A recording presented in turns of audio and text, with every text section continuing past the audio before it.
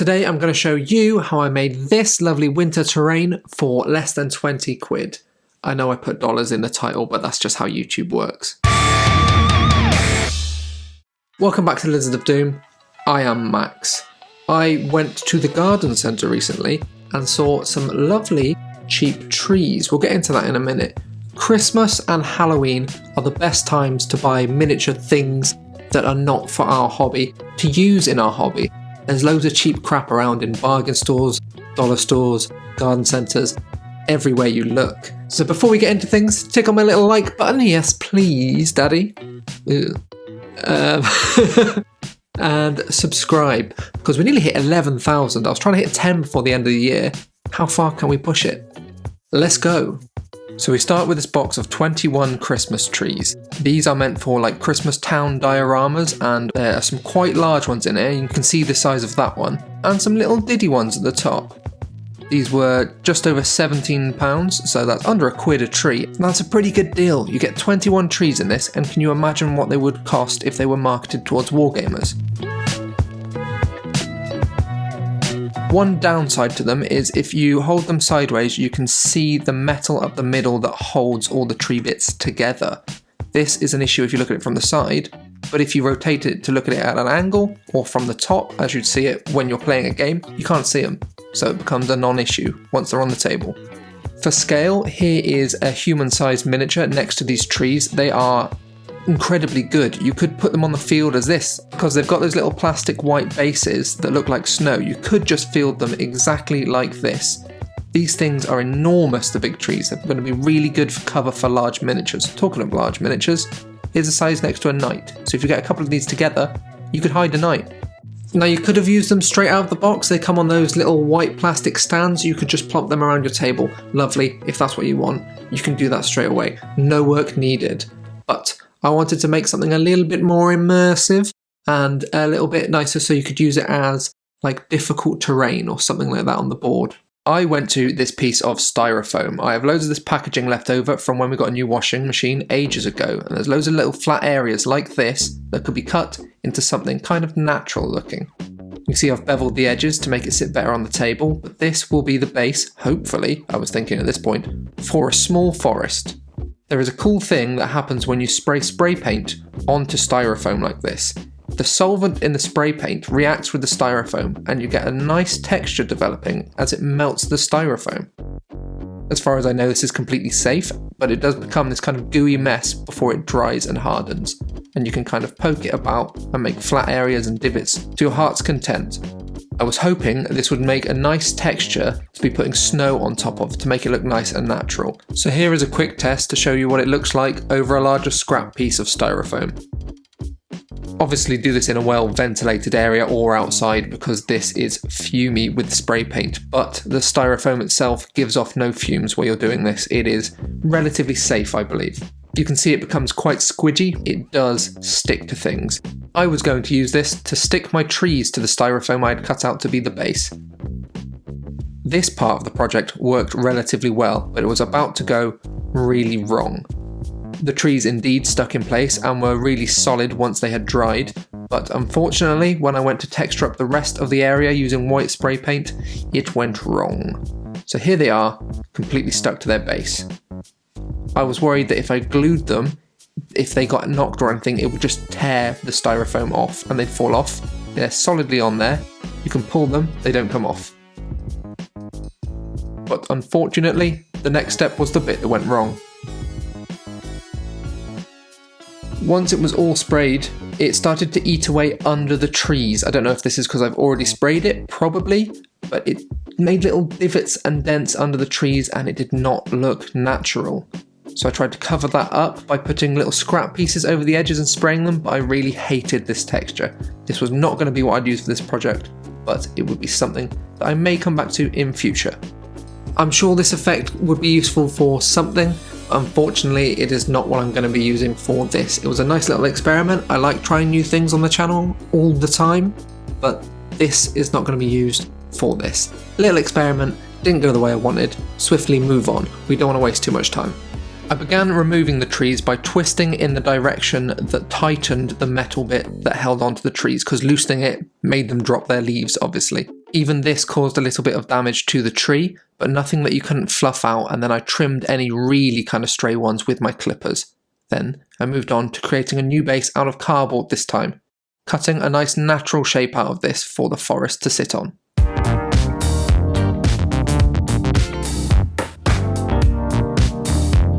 This is just a trash bit of cardboard. You can see that it comes from the cardboard for a little heater that I've got under my desk right now warming my feet.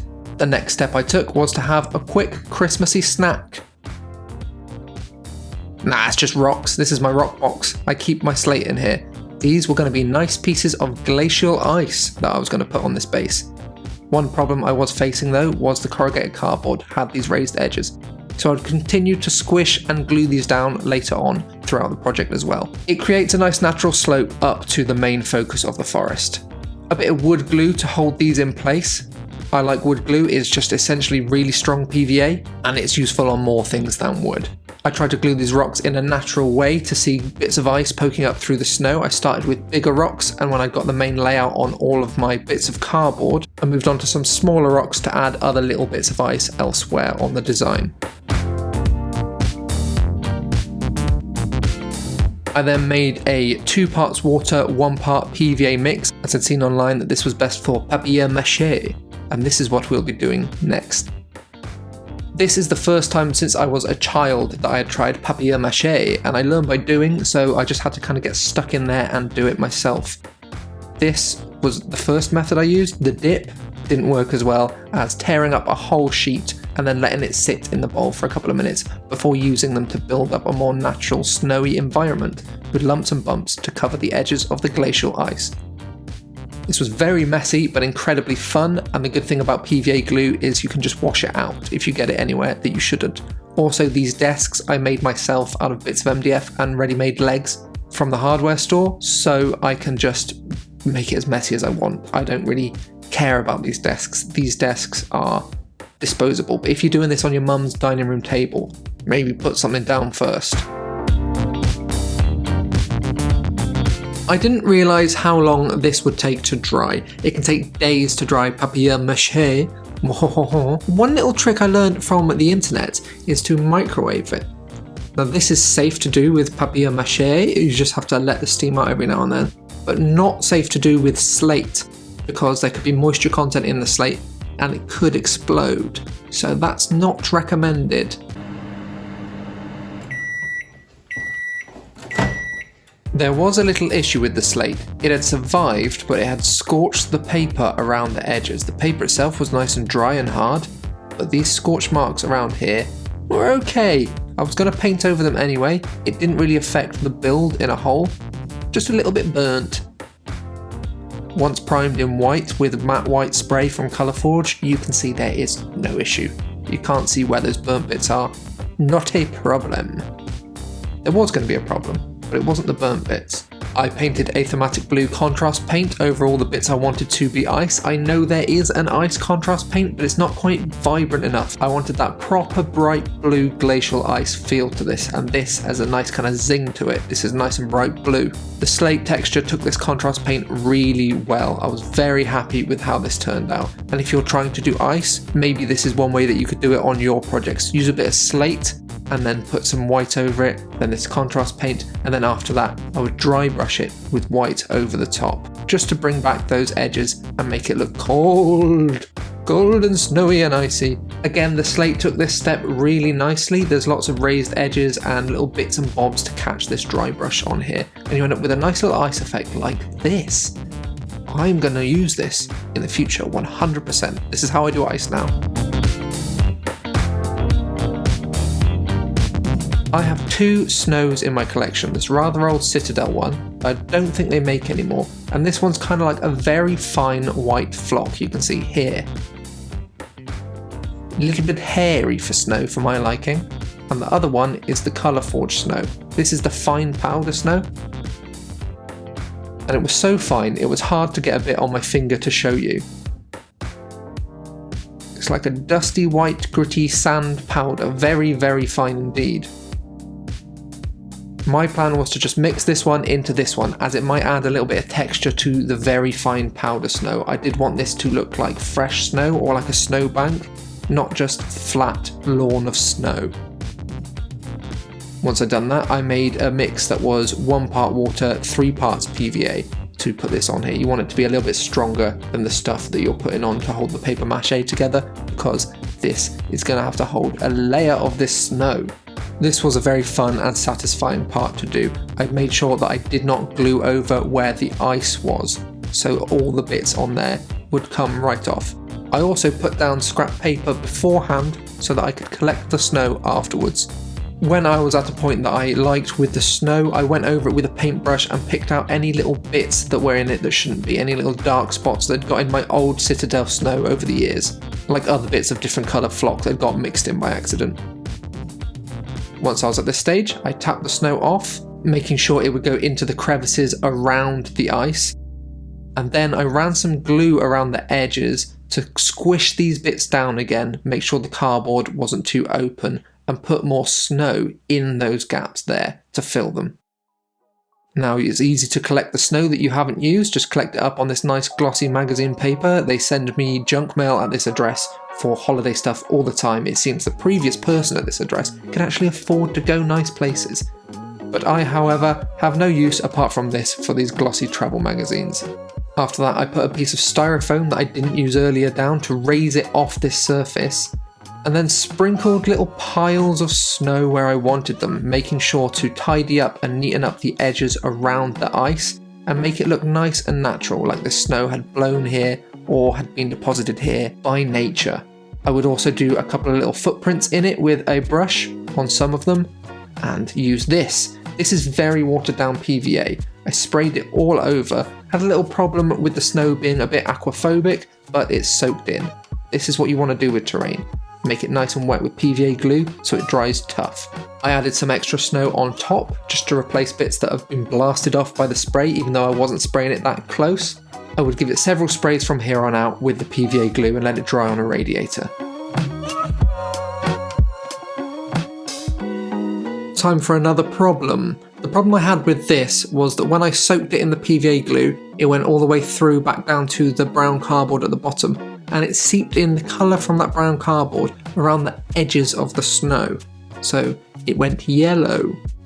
See, there's nothing wrong with a bit of yellow snow as long as you don't eat it, but this isn't obviously what I want on my Warhammer table. I don't want pea snow on my terrain. So I tried various methods to fix it. I tried white spray paint, but that was also yellow compared to the white snow. I tried a little bit of blue around the edges, maybe to blend it in with my icy snow mat, but I did not like that. This one got ruined because I was just experimenting on it really. But it is solid and nothing really comes off. So the process has worked. It's just got a little bit yellow around the edges. See if you can see that in the next shot. There is some yellow around the edges on those ones. The way I fix this though, is with this. This is the 1 pound snow spray that I've used in my laser cutting video where I made my snowy terrain that you will also see with these in the reveal shots in the end. This is a miracle 1 pound product. I've let it dry on the radiator. I haven't even matte coated it this time with varnish like I did on that terrain, but it has dried very nicely and you cannot see the yellow edges anymore. So thank you 1 pound snow spray. Thank you very much. With a scalpel, I poked some holes where the trees would go in this papier-mâché and used the wood glue again to hold them in place. I had a little bit of problem with them standing up while it was drying, so I used other trees as support structures to hold the bigger ones up. This worked really nicely, and after this, when I applied the 1 pound spray snow, I would be done and ready for some final reveals. So thank you all for watching and getting this far in the videos. The reveal shots will be coming up in a minute with the names of my Patreon members. If you'd like to support me, shablam, the link is up there. And also there is a Discord if you'd like to come and talk to us. There's some lovely people in there talking about hobby stuff all the time. Remember to subscribe if you haven't already. If you've got this far, you might as well. Let's see how many we can get before the new year. Comment algorithm for the algorithm god, leave a like for the like throne, and remember, it is not a pile of shame, it's a pile of future fun. See you next time, kids.